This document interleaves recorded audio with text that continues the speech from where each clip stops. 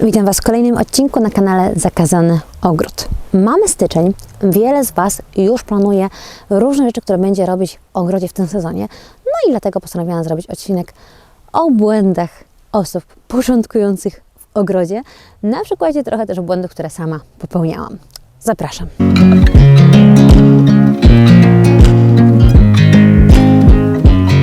I watch you as you drive. Do you know I'm looking? And I can't help but smile.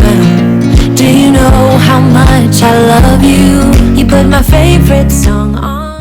Oj, moi drodzy, błędów to ja w ogrodzie popełniłam masę i tak naprawdę, gdybym wcześniej wiedziała o tych rzeczach, to prawdopodobnie tych błędów byłoby na pewno mniej. Więc zacznę od takiego jednego błędu, który chyba jest takim najmocniejszym, najczęstszym, czyli kupowanie roślin ze względu na to, jak one nam się podobają i wkopywanie ich w miejscu, w którym chcemy je widzieć, ale niekoniecznie te rośliny chcą być tam widziane. O co chodzi? Mianowicie pamiętajcie, że w ogrodzie mamy rośliny, które lubią środowisko zasadowe, ale mamy też rośliny, które lubią bardziej środowisko kwaśne. Mamy rośliny, które bardziej lubią słońce i mamy rośliny, które lubią bardziej półcień lub kompletny cień. Ja na początku absolutnie nie zwracałam na to uwagi. Ja po prostu miałam róża, taka róża, chcę tą różę, tak? Hortensja, ta hortensja, chcę tą hortensję. I po pierwsze w takiej, no miejscami troszeczkę, niektórymi rzeczami naprawdę miałam mega szczęście, bo wsadziłam i okazało się, że jest wow, ale naprawdę mamy jedną rabatę, która mimo tego, że wiedzieliśmy, że te rośliny potrzebują ziemi kwasolubnej, czyli rododendrony, to niestety nie zwróciliśmy uwagi na kilka aspektów, mianowicie na bardzo mocne słońce, które tam jest i też na stare drzewa, które tam mają mocne korzenie. I jest to rabata, która jest taką, powiedziałabym, rabatą, gdzie co chwilę wymieniamy te rododendrony, a że one mimo wszystko jak kwitną wyglądają tam świetnie, no to jest tak co roku jakaś wymiana. Gdybyśmy od początku znaleźli miejsce takie naprawdę idealne, to nawet już dając tą ziemię do roślin kwasolubnych, gdyby był większy półcień, to te rododendrony wyglądałyby o wiele lepiej. I to samo się tyczy niestety azalii, które mamy na podobnej rabacie. I to były takie rabaty, na które naprawdę możemy teraz po prostu, może niekoniecznie postawić krzyżyk, ale faktycznie nie są to trafione rabaty. Wśród takich roślin są też hortensje. Ja akurat hortensje uwielbiam, natomiast jestem większą zwolenniczką hortensji bukietowych niż ogrodowych. Ogrodowe są moje diabełki, przyleciały moje diabełki. Mieczysław nie odpuści, słuchajcie, muszą się z Wami przywitać. Ja! Wiecie, Mieczysław się przywitał, on pójdzie jak się przywita. Ja nie wiem, oni naprawdę mają jakieś parcie na kamerę i uwierzcie mi, oni zaraz pójdą. Oni zaraz pójdą, bo ich pokazałam, teraz się biją, więc jest wesoło. Okej, wracając do tematu. Hortensje uwielbiam, hortensje w ogrodzie lubię mieć dużo i hortensje bukietowe bardziej lubię niż ogrodowe, bo z ogrodowymi można powiedzieć, że jest więcej problemów. Natomiast na początku też tych hortensji nie odróżniałam i nie odróżniałam tego, że jedne bardziej wolą słońce, a drugie lubią półcień. Stąd też sadziłam je gdzieś koło siebie z różnym efektem. Poza tym hortensje ogrodowe bardziej lubią ziemię kwaśną, a bukietowe absolutnie nie mają z tym problemu. Jeżeli nie chcemy się przejmować okrywaniem hortensji na zimę, jeżeli nie chcemy się przejmować tym, jeżeli mamy miejsce właśnie fajne, słoneczne, to wybierzmy hortensje bukietowe. Natomiast jeżeli chcemy okrywać, jeżeli nam zależy na pięknych niebieskich kwiatach, koniecznie ziemia kwaśna i półcień. I to jest taka moja rada hortensjowa, ale kolejna moja rada hortensjowa jest taka, że jak ja na początku kupowałam hortensje, to też nie do końca znałam odmiany hortensji bukietowych. O ile jest takie szczęście laika, że w większości szkółek mamy hortensje Limelight i Vanilla Fresh, to są hortensje, które wyrastają na duże, więc naprawdę potrafią wyglądać ekstra. Ja też chciałam duże hortensje, to akurat w mojej szkółce, do której ja jeździłam, były odmiany niższe. I ja o tym nie wiedziałam. Przyglądałam się zdjęciom, czytałam, że dorastają na przykład do 1,5 metra, ale raczej w okolicach metra. Sadziłam je w miejscu, gdzie na przykład był bardziej półcień, a były to hortensje bukietowe i powiem Wam, że mam taki szpaler 5 hortensji, które pasowałoby przesadzić, więc jest to mój grzech ogrodowy. Natomiast powiem Wam, że w zasadzie Teraz absolutnie te hortensje jak najbardziej są cudowne, ale posadziłabym na przykład na przodzie rabaty, posadziłabym w innym miejscu bardziej słonecznym, a koniecznie właśnie gdybym trafiła akurat tym szczęściem laika na hortensję Vanilla Fraise lub Limelight, miałabym przepiękny szpaler hortensji. Teraz, gdy znam już odmiany, wiem, co chcę. Dlatego warto, nim wprowadzimy jakąś odmianę do ogrodu, troszeczkę więcej o niej poczytać, dowiedzieć się na przykład, która będzie naszego ogrodu lepsza, która sprawdzi się nam na jakimś miejscu i na jaką ona wysokość w efekcie urośnie. Bo jeżeli chcemy mieć piękne, wysokie hortensje bukietowe, no to na pewno szukajmy hortensji typu Vanilla Fraise, typu Limelight, typu Grandiflora, czy na przykład Phantom, a nie patrzmy tylko na zdjęcia i wtedy na przykład może się okazać, że będziemy mieć właśnie takie mniejsze, jak mi się trafiły.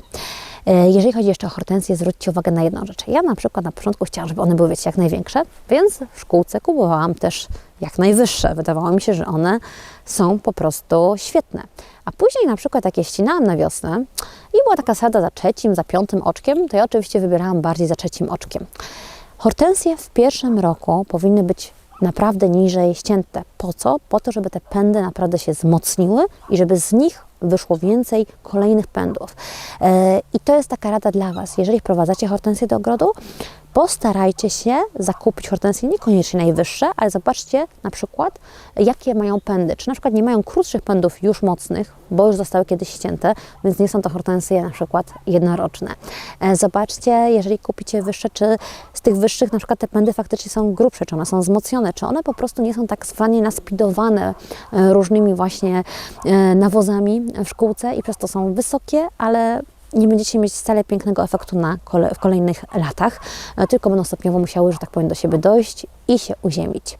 No i kolejna rzecz, lepiej kupić te hortensje i wszystkie w zasadzie rośliny przed ich sezonem. Czyli zaplanujmy teraz w styczniu, w lutym, co chcemy kupić wiosną i kupmy to wtedy, wsadźmy to wtedy. Często jest tak, że jesteśmy w szkółce ogrodowej, to jest taki właśnie kolejny błąd, no i podziwiamy te piękne, kwitnące rośliny i chcę tą. I kupujemy właśnie te, które już kwitną. Po pierwsze, one gorzej się ukorzeniają, bo już są na tym etapie właśnie kwitnienia, to jest pierwsza rzecz, a po drugie, one gdy już kwitną, to niestety, ale bardzo krótko będziemy się nimi cieszyć w ogrodzie, jeżeli chodzi o ich kwiat. Po prostu ekstremalnie szybko nam przekwitną. A kolejna rzecz to niestety często się okazuje, że one są właśnie w warunkach szklarniowych podkręcone i to powoduje, że kwitną nam świetnie w szkółce, natomiast przywiezione do domu po prostu to nie jest ich czas, więc one nam często nawet się ani nie ukorzenią, ani nie przyjmą dobrze, tylko po prostu nam klapną i często wiele osób na różnych grupach pyta na przykład, co się stało z hortensją, kupiłam piękną, fajną, zdrową, przywiozłam ją do domu, ale ona była po prostu tak zwanie naspidowana, była przedwcześnie wyhodowana, przedwcześnie kwitnąca. Ja zawsze mówię o hortensjach, słuchajcie, ale to też tyczy się innych roślin. Dlatego starajmy się raczej kupić właśnie te gołe rośliny. Poczytajmy o tej odmianie, kupmy ją przed kwitnieniem i naprawdę ona świetnie nam wtedy się przyjmie i da nam piękne plony. No i kolejna taka, myślę, że bardzo istotna rzecz. Unikajmy zakupów w marketach. Ja w marketach kupiłam kilka roślin fajnych, ale powiem Wam, że najpiękniejsze rośliny kupuję w szkółkach i to niekoniecznie takich największych. Mam swoje szkółki sprawdzone i to też nie jest tak, że w każdej szkółce kupuję wszystkie rośliny. Już na przykład wiem, że w jednej szkółce kupię lepsze byliny niż w drugiej, a w innej kupię lepsze róże niż w kolejnej. Fajne są szkółki, które się specjalizują, dlatego polecam Wam też na przykład szukać takich szkółek internetowych. Jak ja kupuję róże, to już wiecie, że ja wybieram na przykład Floribundę, wybieram rozę ćwik, wybieram róże ogrodowe, czyli takie szkółki, które się specjalizują tylko w różach, bo po prostu tamte róże są odpowiednio zadbane, wyglądają fantastycznie, są lepsze, fajne odmiany, o których też warto poczytać i tak na dobrą sprawę one kupione przed sezonem, lepiej się później ukorzeniują w ogrodzie, no i ja mogę ten kwiat podziwiać nie jak one już przyszły, ale później. No i chyba największy błąd, jaki jeszcze popełniamy, to tak naprawdę bardzo często wsadzamy rośliny w nieodpowiednim czasie. Słuchajcie, najlepsze rośliny w donicach można wsadzać cały sezon, bo taka jest prawda. Natomiast to nie jest tak, że one w całym sezonie będą wyglądać fantastycznie. Dlaczego? Dlatego, że jak zaczniecie kupować rośliny nawet w donicach, ale w upały, to po pierwsze ta ziemia jest bardziej przesuszona, musicie bardziej dbać o ich nawodnienie i one nie wszystkie nam się tak świetnie przyjmą. Zwłaszcza jeżeli macie drażliwe miejsce w ogrodzie, jak na przykład jakąś skarpę bardzo suchą.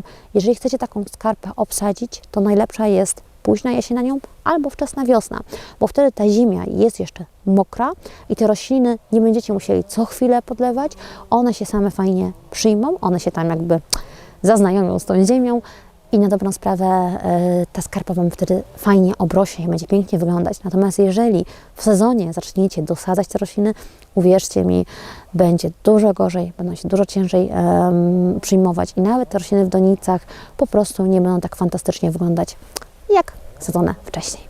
Słuchajcie, dziękuję Wam za dzisiejszy odcinek. Jestem ciekawa, jakie błędy Wy popełnialiście, jakie rady jeszcze Wy macie, bo może uda nam się pod tym odcinkiem zebrać właśnie takie rady dla osób, które rozpoczynają z ogrodem i chcą jak najmniej błędów popełnić. Dziękuję Wam za dziś i zapraszam na kolejny odcinek.